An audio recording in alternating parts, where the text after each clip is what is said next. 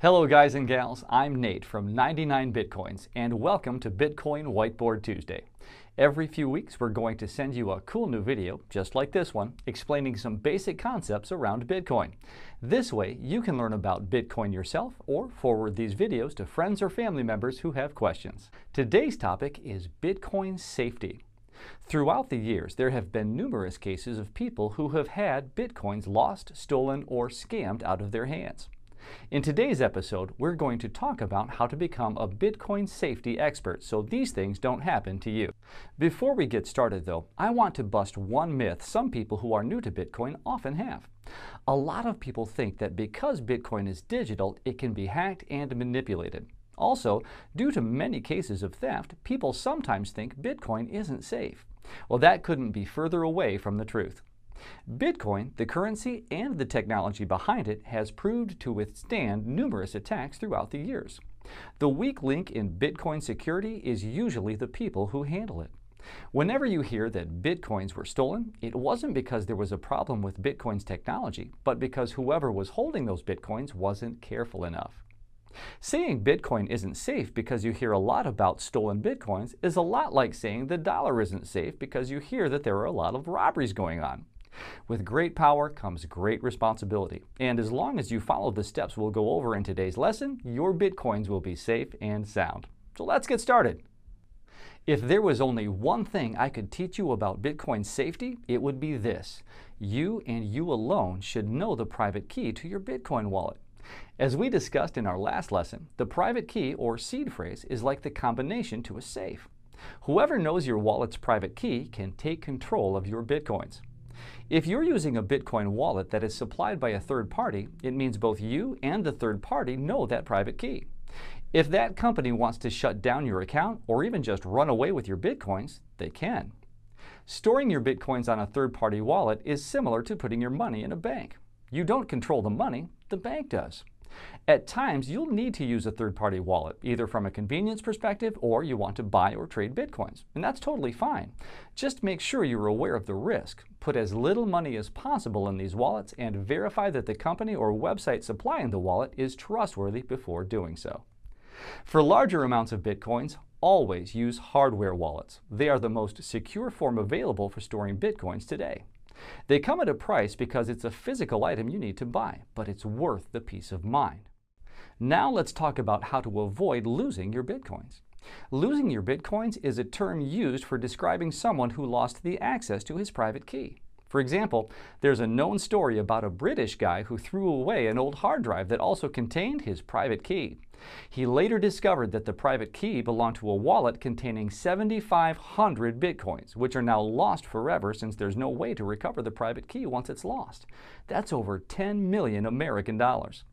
Because the private key is so important, you should store a backup of it somewhere. This means writing it down on a piece of paper or making a copy of it on a flash drive or another form of storage that can't be reached remotely. For maximum security, make sure to encrypt it as well. Many wallets today allow you to add an encryption when you export a private key to a file through the use of a password. Some wallets will supply you with a seed phrase of 12 or more words instead of the private key. If that's the case, make sure to write them down in a safe place.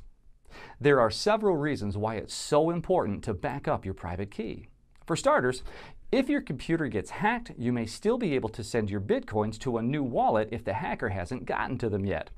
Also, in case your wallet gets damaged or destroyed, you'll be able to import the private key to another wallet and reclaim the coins. To conclude, treat the private key as you would treat precious items like gold or jewelry. Keep it hidden and safe. Moving on, let's talk about how to avoid Bitcoin theft. Online wallets and exchanges are the weakest links in terms of Bitcoin theft. The easiest way to avoid theft from these sites is not to keep any Bitcoins on them. However, sometimes it's inevitable to keep funds in an exchange or an online wallet. For example, if you want to trade frequently or if you're using a certain wallet for online games. If that's the case, it's important to secure online Bitcoin accounts with a strong enough password. Here are some general rules for creating a strong password. 1. The more characters the password has, the better. Aim for at least 8 characters. Try to create a mix of lower and uppercase letters and non-traditional characters like exclamation marks, hyphens, and so on. And don't reuse passwords from other accounts.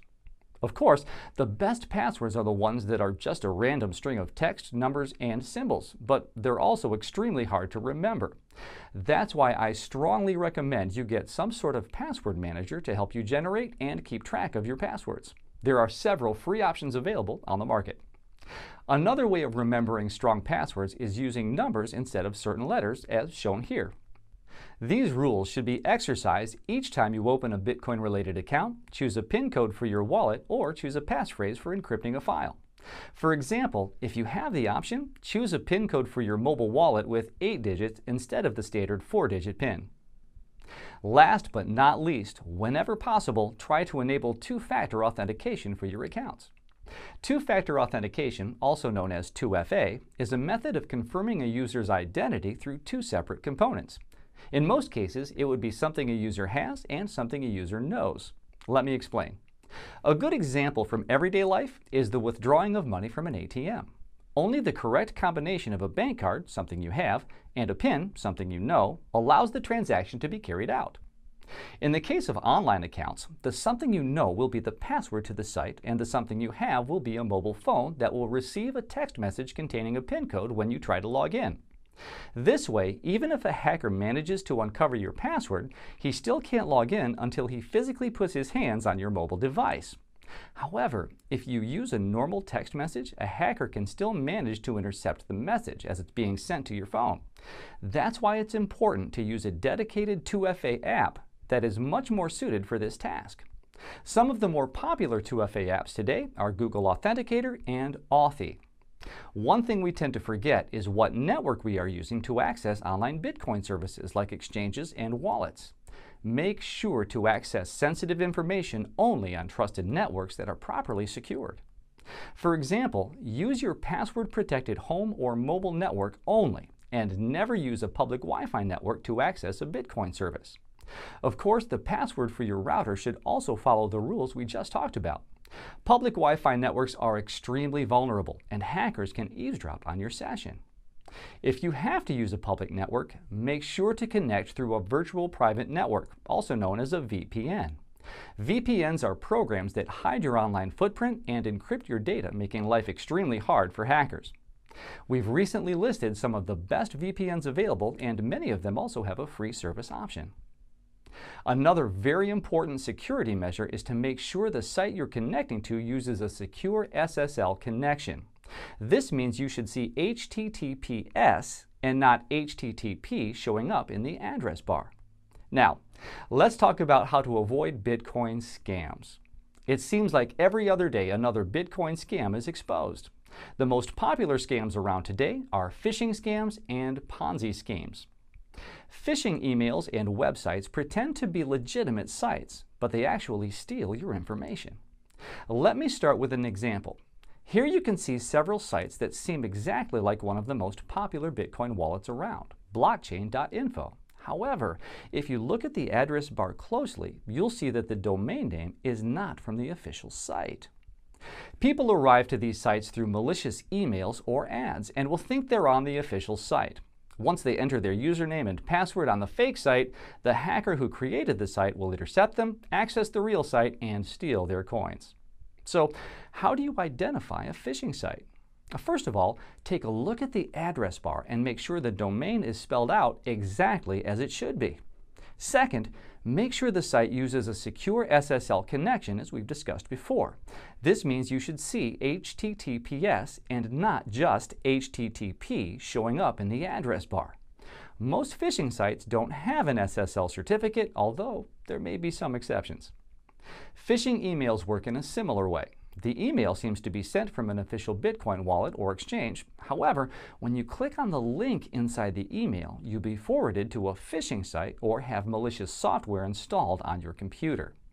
Whenever you get an email from any Bitcoin service, make sure that 1. The sender's email is from the domain of that service and not some closely looking alteration. 2. Most services that you sign up with know your name and use it in their emails. So if you are addressed as Sir or Dear Customer, see that as a warning. 3.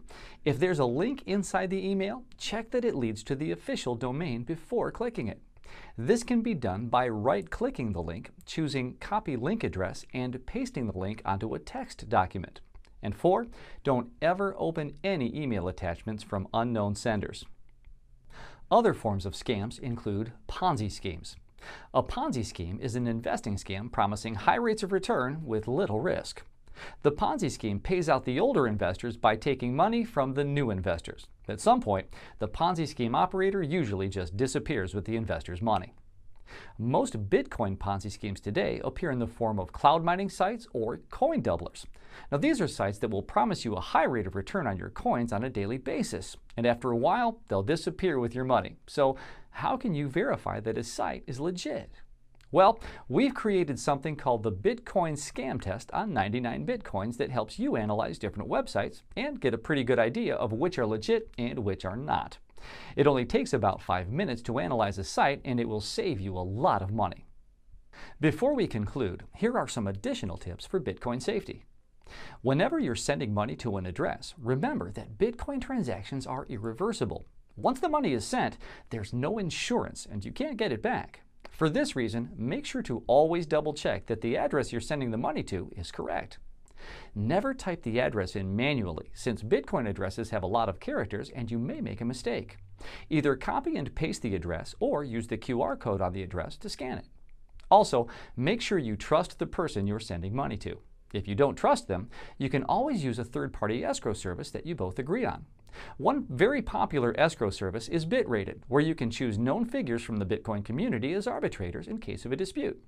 Finally, if you're conducting small amount transactions, one confirmation may be enough to send over the goods to a counterparty. But if you're dealing with large amounts, wait for at least 6 confirmations in order to be sure that the transaction is irreversible. Well, that's it for today. If you've made it this far, you're now an expert on Bitcoin safety. But knowing is only half the battle. It's now time to put all of what you've learned into practice. So here's a short recap. Keep your private key safe and back it up. Large amounts of Bitcoin should only be kept on hardware wallets and not in exchanges or online wallets. Have strong, unique passwords and 2FA enabled for all of your online Bitcoin services. Never connect to Bitcoin services through public internet connections. If you have to, use a VPN. Be cautious of emails and websites pretending to be sent from Bitcoin service providers. Use the Bitcoin Scam Test to uncover Ponzi schemes.